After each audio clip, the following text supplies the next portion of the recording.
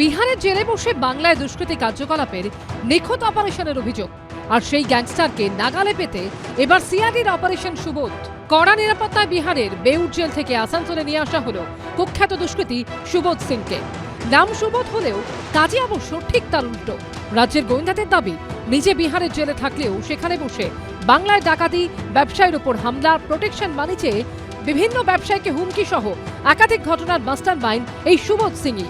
2022 সালে রানীগঞ্জে স্বর্ণ ব্যবসায়ীর বাড়িতে হামলার ঘটনার নেপথ্যে ছিল সুবোধ সিং। 2020-তে ব্যারাকপুরে বিজেপি কাউন্সিলর মনীষ শুক্লা খুনেও নাম জড়ায় সুবোধের। সম্প্রতি বেলঘড়িয়া রথতলায় বিটি রোডে ব্যবসায়ী অজয় মণ্ডলের গাড়িতে গুলিবৃষ্টি ও ব্যারাকপুরে রেস্তোরাঁ ব্যবসায়ী তাপস ভকতকে হুমকির ঘটনাতেও নাম সামনে আসে সুবোধ সিংয়ের।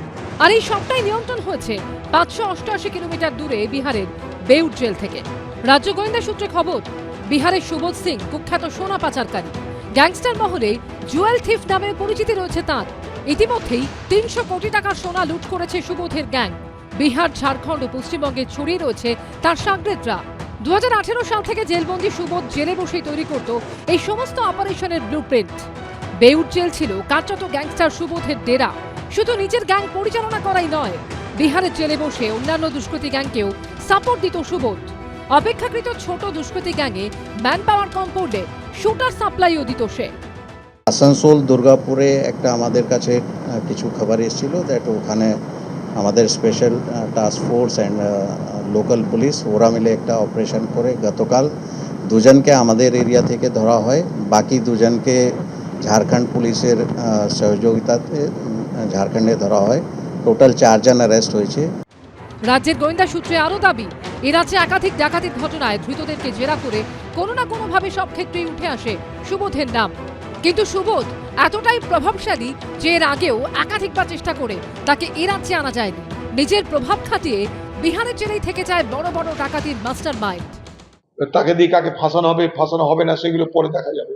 আমরা যে সবকিছু নিরপেক্ষভাবে হোক, তাতে যে সত্যিকারের অপরাধী তাদের চিহ্নিত করা হোক, তাদের শাস্তি দেওয়া হোক, কিন্তু কোন রকমেই রাজনৈতিক প্রতিহিংসা চরিতার্থ করবার যেন চেষ্টা না হয়।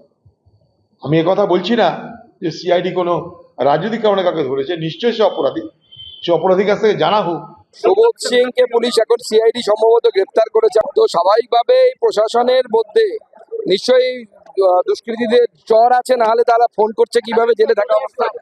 শনিবার পাটনায় পৌঁছয় সিআইডি স্পেশাল অপারেশন গ্রুপ। রবিবার ভোরে বিহার পুলিশের এসটিএফ ও সিআইডি আধিকারিকদের ঘেরাটোপে অত্যন্ত গোপনীয়তার সঙ্গে এ রাজ্যে নিয়ে আসা হয় সুবোধ সিংকে। সিআইডি ভালো কাজ করছে। আমাদের পাশের অন্য কোনো রাজ্য থেকে গ্যাংগুলো কন্ট্রোলড হচ্ছে, এখানে এসে এই ধরনের কাণ্ড কারখানা করে আবার ওখানে পালিয়ে যাচ্ছে। তো পুলিশ নিশ্চিতভাবে তাদেরকে চেষ্টা করছে ধরার, এবং সেক্ষেত্রে পুলিশ সফল হচ্ছে।